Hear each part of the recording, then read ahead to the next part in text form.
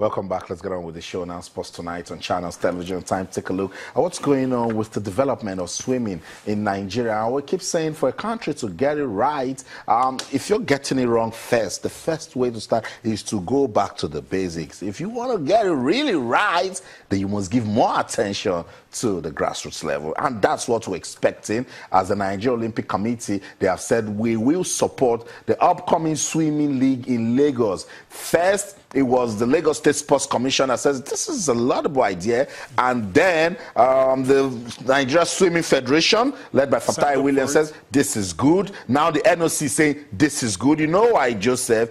It's not just one of its kind in the country. It has kids involved in it, and when you say a league, it's not going to be a one-off. And so the intent to go around schools, it's also a good campaign for talent discovery. Absolutely. You know, I was just reading the profile of Michael Phelps. He actually started swimming at the age of 7. Wow. 7 years. Started swimming. That early? It was the sister that actually introduced him to it. You know, they said the reason behind is to provide him with the outlet to, you know, for him to express his energy. You realize that so many of these youths, they have spare energy. You know, other than just waste it on something that is not, you know, viable, you put it into sports, you channel it into sports. And when you bring it at school level, what it does is that it gives them an opportunity to buy into it. And they become, you know, very, very interested into it, not even minding the financial benefits of it. They use it as part of their juvenile activities, and, you know, they fall in love with it long before they know that this thing could be actually big. And you know what I've even noticed with this sport called swimming?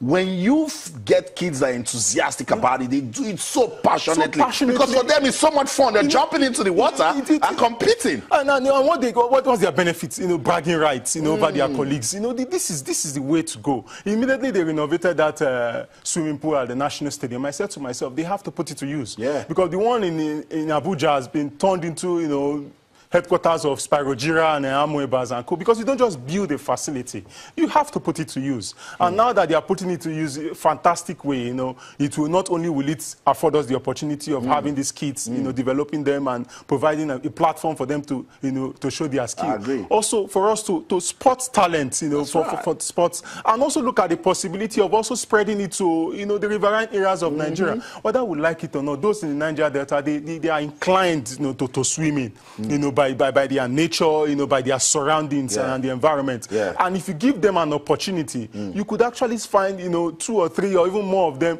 totally agree, you know, that can, you know, that more with so much skill and dexterity at this level. Valid point, because those pictures we're seeing were from the African Swimming Championship. That's the swimming pool that was renovated right here in Lagos.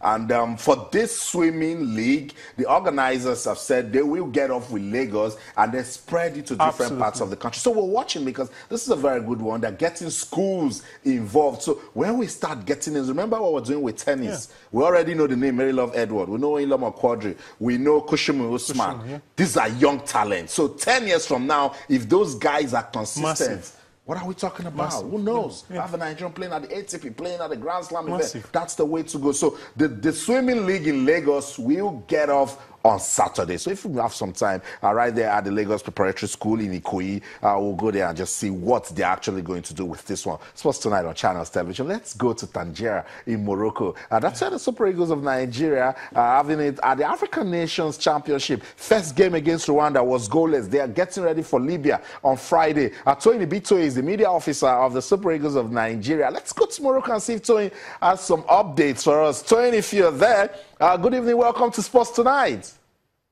Yeah, good evening, Austin. It's a privilege to be on Sports Tonight today. Oh, good. Toyin, good to see you, and Happy New Year once again. I think the weather in Morocco looks good on you.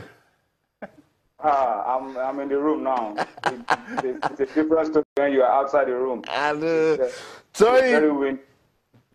Toyin, first match against Rwanda, the Super Eagles, I said they did all they could, but it didn't just happen for them. Was the coach or the technical crew disappointed at that result?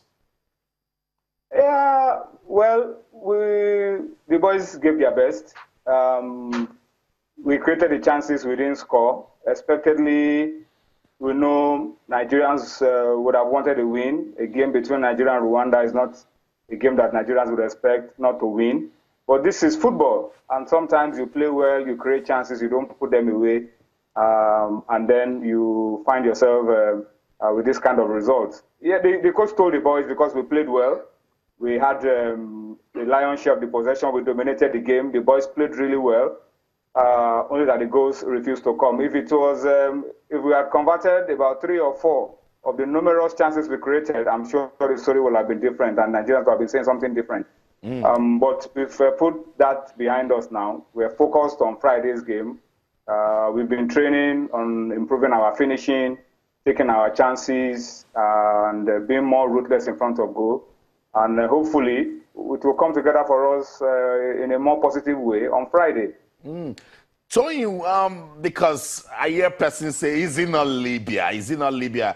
And I said, Libya won their first game convincingly, and they sit on top of the Group C table. What sort of approach do you think the Teku crew will give that match against Libya? People shouldn't underrate Libya. You see, the smaller nations that do not have big players in Europe have an advantage in a tournament like this because their A team and their B team is virtually the same. And they've played a lot of games together. There's better team chemistry and there's better understanding. Unlike big nations like Nigeria, Cote d'Ivoire, that have majority of their A-team players outside of the country, and the home-based boys only come together when there's a tournament like the CHAN or maybe the WAFU. These smaller nations have the same team, both A and B, so they stay together longer and they play better. Don't also forget that Libya won the 2014 edition in South Africa, and Libya have most of these boys during the World Cup qualifying games, during the Nations Cup qualifying games. So they are a very good team. We expect a very tough game on Friday, but it is not impossible for us to win. The coach is working on the boys. We are positive. We are very optimistic. We will play like Nigerians. We will give it our best, 100%, and hopefully we get a better result than we had against Rwanda. Talk to me based on your analysis. Where did the team get it wrong? I thought we're not coordinated in midfield. Where do you think we lost it in that game against Rwanda?